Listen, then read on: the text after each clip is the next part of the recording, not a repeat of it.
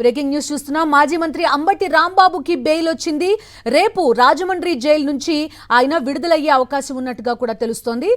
అంబటికి bail మంజూరు చేసింది Guntur court. ప్రస్తుతం ఆ బ్రేకింగ్ న్యూస్ చూస్తున్నాం. రేపు రాజమండ్రి జైలు నుంచి అంబటి రాంబాబు విడుదలయ్యే అవకాశం ఉంది. గతేడాది నవంబర్ 12న నమోదైన కేసులో ఈ బెయిల్ మంజూరైనట్టుగా తెలుస్తోంది.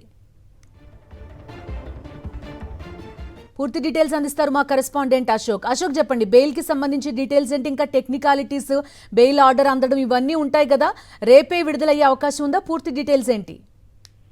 అంబటి రాంబాబుపై నమోదైన కేసులో ఈరోజు బెయిల్ కోర్టు ఆదేశాలు జారీ చేసింది. గత ఏడాది నవంబర్ 12వ తేదీన ప్రభుత్వ మెడికల్ కాలేజీలను ప్రైవేటు పరం చేయొద్దంటూ అంబటి రాంబాబు ఒక ర్యాలీ నిర్వహించారు. ఈ ర్యాలీని పట్టాభిపురం సిఐ అడ్డుకున్నారు. అప్పుడు పట్టాభిపురం సిఐకు అంబటి రాంబాబుకు మధ్య వాగ్వివాదం నడిచింది. చెప్పాలంటే సిఐ మాజీ మంత్రి అంబటి రాంబాబుపై దౌర్జన్యానికి దిగారు. అయితే ఆ వ్యవహారంలో అంబటి రాంబాబుపై పోలీసులు అక్రమ కేసు నమోదు చేశారు. ఆయన రాజమండ్రి జైల్లో ఉండగా టీటీ వారెంట్ ద్వారా 2 రోజుల క్రితం ఆయన్ను గుంటూరు కోర్టుకు హాజరుపరిచారు. కోర్టు 14 రిమాండ్ విధించింది. వెంటనే వైఎస్ఆర్ కాంగ్రెస్ పార్టీ లీగల్ సెల్ వెంటనే అంబటి రాంబాబుకు బెయిల్ పిటిషన్ దాఖలు చేశారు. నిన్న పూర్తి స్థాయిలో వాదోపవాదాలు పూర్తయ్యాయి. ఇదే నేపథ్యంలో పోలీసులు కూడా తమకు అంబటి రాంబాబుకు కస్టడీ ఇవ్వాలంటూ ఒక పిటిషన్ దాఖలు చేశారు. అయితే కొద్దిసేపటి క్రితమే గుంటూరు కోర్టు తీర్పును వెల్లడించింది. అంబటి రాంబాబుకు బెయిల్ ఇచ్చింది. ఏదైతే పోలీసులు దాఖలు చేశారో తమకు కస్టడీ ఇవ్వాలంటూ ఆ పిటిషన్ ను డిస్మిస్ చేసింది. 2 రోజుల క్రితం అంబటి రాంబాబుపై అయితే గత నెల 30వ తేదీన అంబటి రాంబాబు చేసిన వ్యాఖ్యలపై రాష్ట్ర వ్యాప్తంగా దాదాపు 3 రోజుల్లోనే 37 కేసులు నమోదు చేశారు.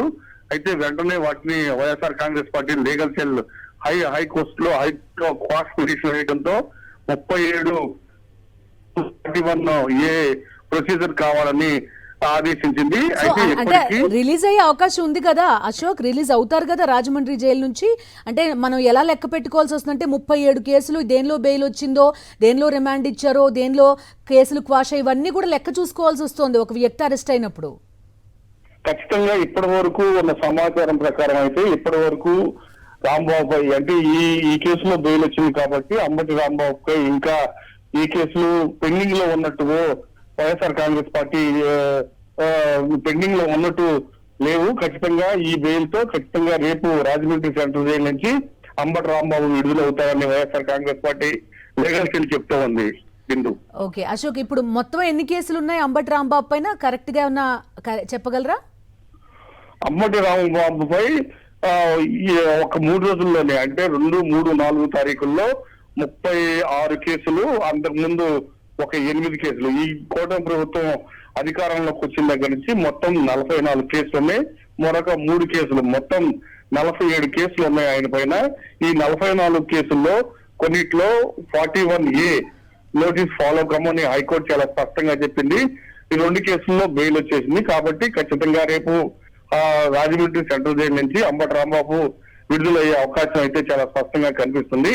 అయితే పోలీసులు కొన్ని కేసులను కూడా, కొన్ని ఎఫ్ఐఆర్లని కప్పి ఉంచుతున్నారు, ఈ మధ్య దాచి ఉంచుతున్నారు. అలాంటిది ఏమీ లేకపోతే ఖచ్చితంగా అంబటి రాంబాబు రేపు రాజమండ్రి సెంట్రల్ జైలు నుంచి విడుదలయ్యే అవకాశం చాలా స్పష్టంగా కనిపిస్తుంది. బిందు.